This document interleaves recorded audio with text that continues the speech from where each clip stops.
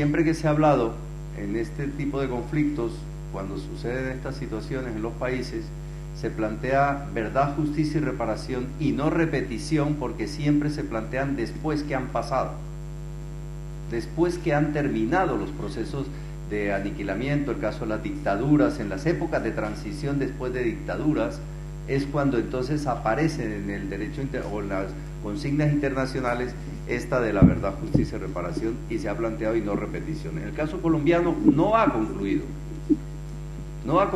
o sea, a mí me parece que el asunto sería reivindicar también la no continuidad, porque efectivamente a diario se siguen asesinando, claro, menos porque somos menos, o sea, porque evidentemente han acabado con el tejido social en muchas partes y hay menos gente a la cual, digamos, asesinar, aunque de todas maneras, por ejemplo, se da lo de ley de justicia y paz, mal llamada pues de justicia y paz, que algunos grupos, o sea, el grueso, digamos así, de la fuerza paramilitar, en esa pantomima de negociación, aparece entregando las armas, pero ahora resulta que aparecen las Águilas Negras Internacionales como ala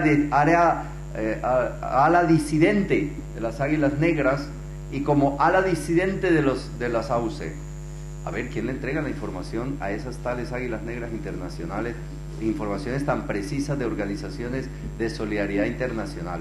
Nosotros tenemos razones fundadas para creer que son informaciones que desde el Ministerio de Exteriores de Colombia se le está asignando.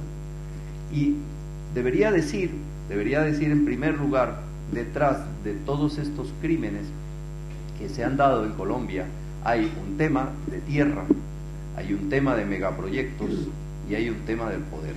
Evidentemente el panorama que hay hoy en Colombia, después del genocidio, no solo de la Unión Patriótica, sino también de los asesinatos de miles de activistas sociales, de carácter sindical, campesino, de estudiantil, muchos de los militares, muchos de los que eran paramilitares, son ahora dueños de extensas cantidades de tierra o las tienen entregadas a narcotraficantes y a megaproyectos. Esto es una alianza entre precisamente latifundistas, entre narcotraficantes y entre empresas transnacionales.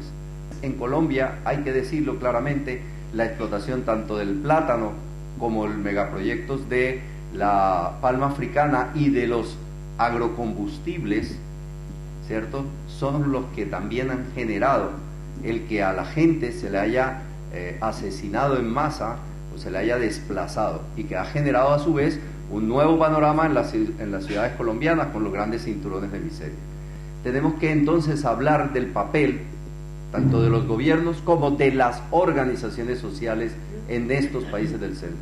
O sea, nos corresponde a las personas y a las organizaciones sociales de estos países levantar la voz. Efectivamente hay un genocidio. Es posible que jurídicamente no lo vayan a aceptar, pero el tema es ¿qué va a pasar con esas víctimas que ha habido?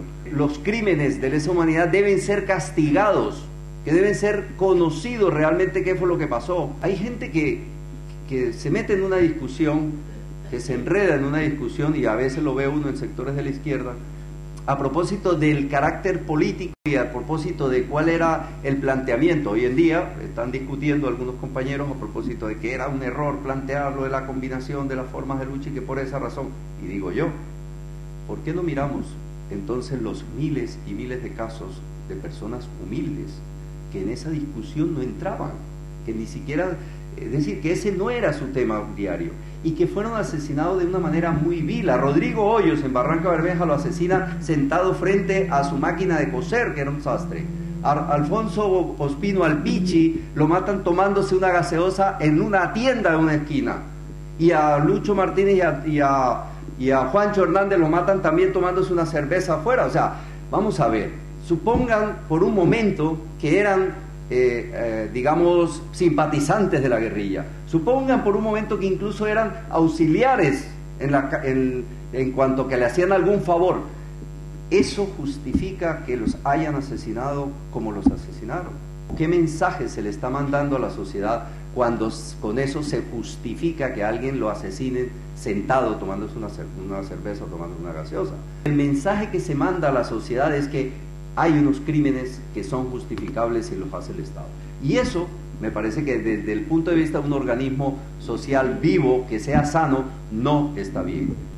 Se trata de que los dirigentes, las personas que nos dedicamos a la actividad social, a la reivindicación de derechos de sectores sociales, podamos hacerlos sin el temor de ser asesinados. Y de ser asesinados no por particulares.